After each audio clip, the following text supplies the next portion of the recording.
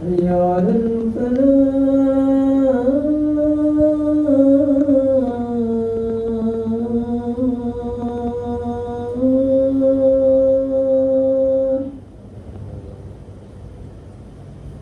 حي على الفلاح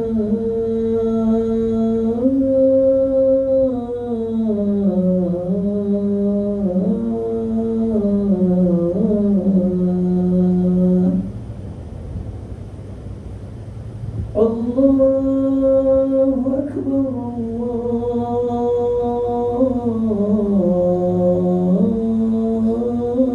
الله أكبر لا إله إلا الله.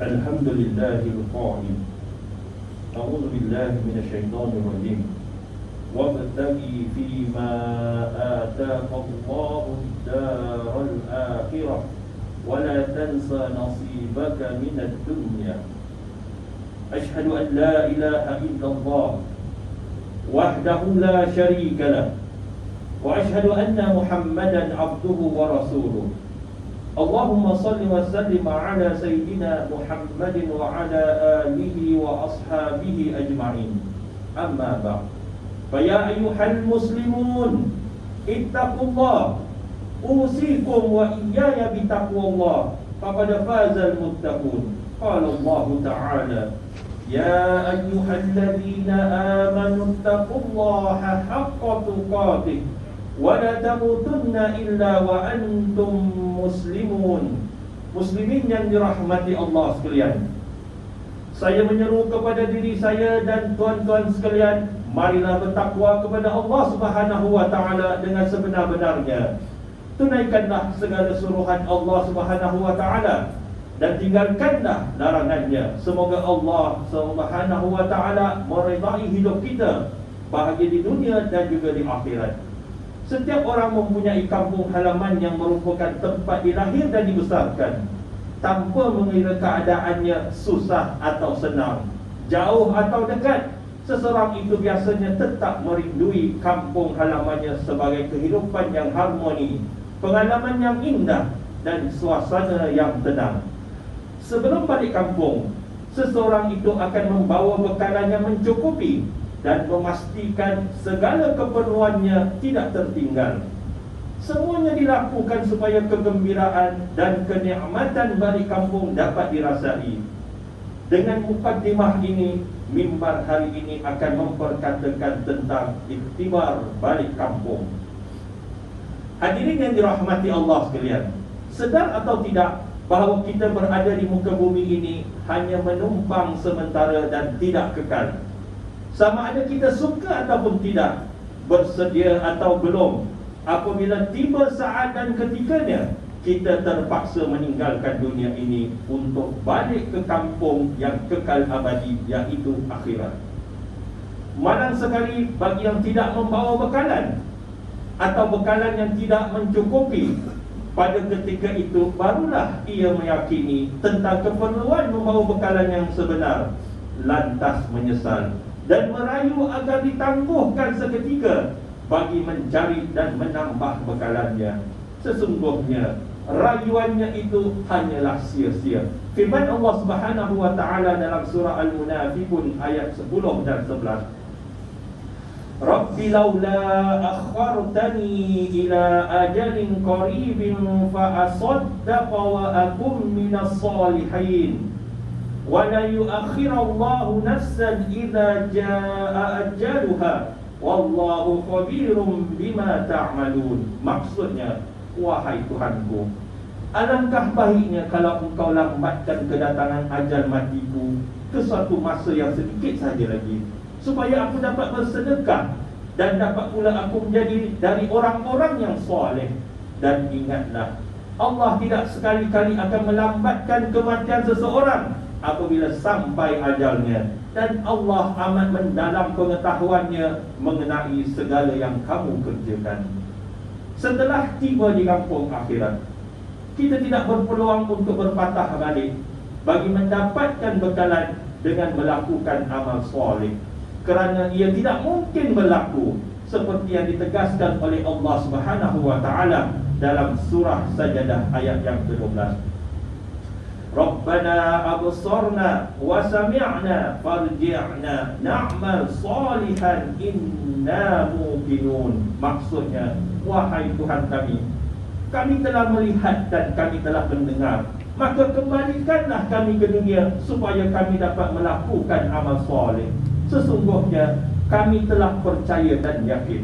Muslimin yang dirahmati Allah sekalian, bagaimana dengan keperluan bekalan balik kampung yang kekal abadi dunia di akhirat nanti?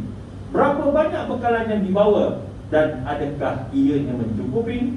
Seandainya kurang, maka peluang untuk menambah bekalan semasa hidup masih ada. Tetapi setelah ajal menjelma, peluang sudah tiada lagi.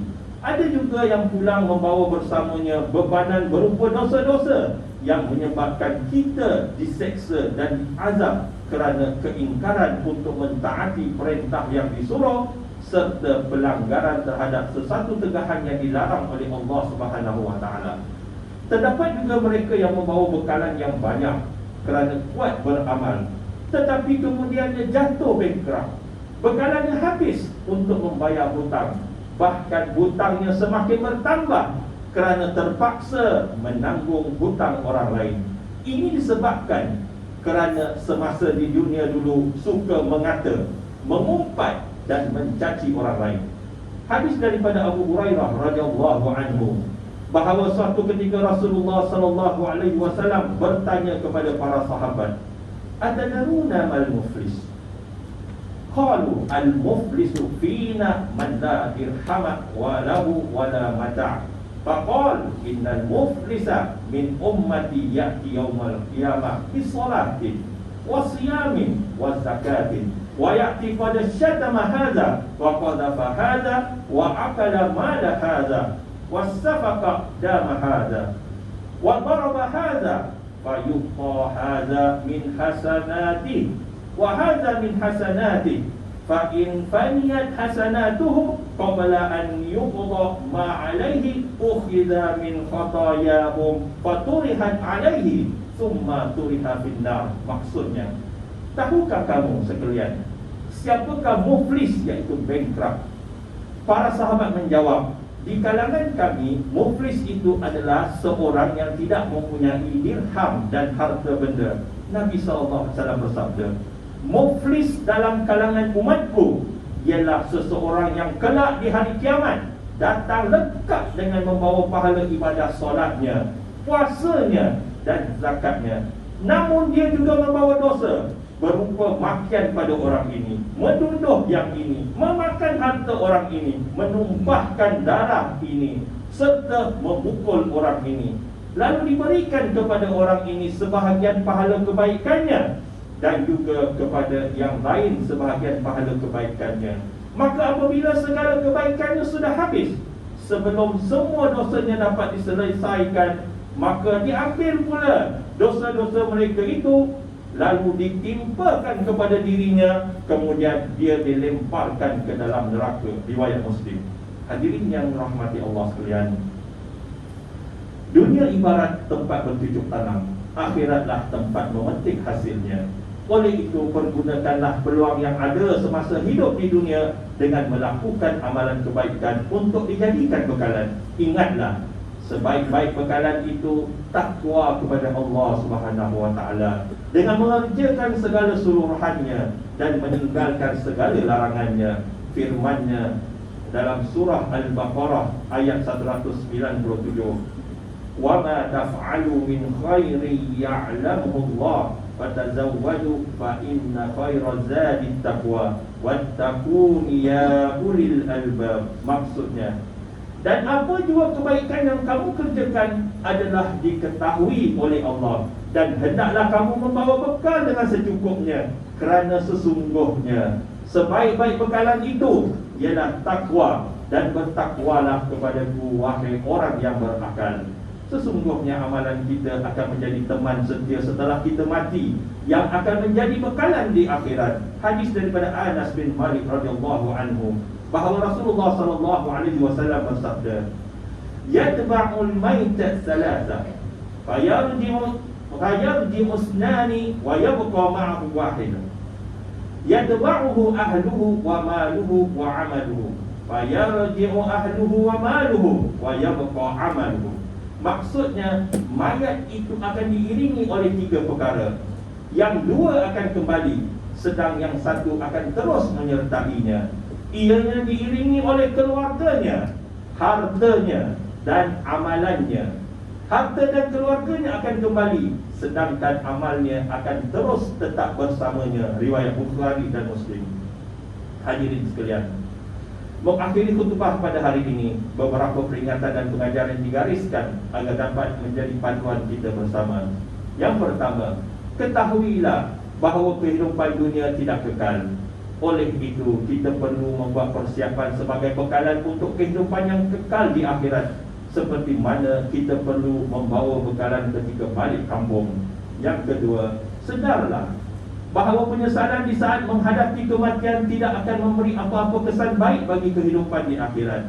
Dan yang ketiga, umat Islam hendaklah menjauhi perbuatan mengumpat, memaki, membuat tuduhan palsu, menyeksa dan membunuh, kerana ianya boleh menghapuskan pahala di samping menanggung dosa mereka yang dijadikan mangsa. Dan yang keempat, umat Islam hendaklah sedar bahawa sebaik-baik bekalan ialah takwa, iaitu mematuhi perintah Allah dan meninggalkan larangannya yang menjadi sebab kita beroleh pahala. A'udzubillah minasyaitonir rajim. Ya ayyuhalladzina amanu taqullaha wal tanzur nafsum ma qaddamat lighad wattaqullaha innallaha khabirum bima ta'malun. ولا تكونوا كالذين نسوا الله فأنساهم أنفسهم أولئك هم الفاسقون لا يستوي أصحاب النار وأصحاب الجنة أصحاب الجنة هم الفائزون. Maksudnya, wahai orang-orang yang beriman, bertakwalah kepada Allah dengan mengerjakan suruhannya dan meninggalkan larangannya, dan hendaklah tiap-tiap diri melihat dan memerhatikan apa yang ia telah sediakan dari amal-amalnya untuk hari esok, iaitu hari akhirat. Dan sekali lagi diingatkan, bertakwalah kepada Allah. Sesungguhnya Allah amat meliputi pengetahuannya akan segala yang kamu kerjakan. Dan janganlah kamu menjadi seperti orang-orang yang telah melupakan perintah-perintah Allah, lalu Allah menjadikan mereka melupakan amal-amal yang baik untuk menyelamatkan diri mereka. Mereka itulah orang-orang yang fasik, derhaka. Tidaklah sama ahli neraka dan ahli syurga. Ahli syurgalah orang-orang yang beroleh kemenangan, mendapat segala yang diingini. Surah Al-Hajj ayat 18-20. Barakallahu li wa lakum bil Qur'anil azim, wa nafa'ani wa iyyakum bima fihi minal ayati wa dzikril hakim. Fataqabbala minni wa minkum tilawatahu innahu huwas samiul alim. أقول قولي هذا وأستغفر الله العظيم لي ولكم ولسائر المسلمين والمسلمات فاستغفروه إنه هو الغفور الرحيم.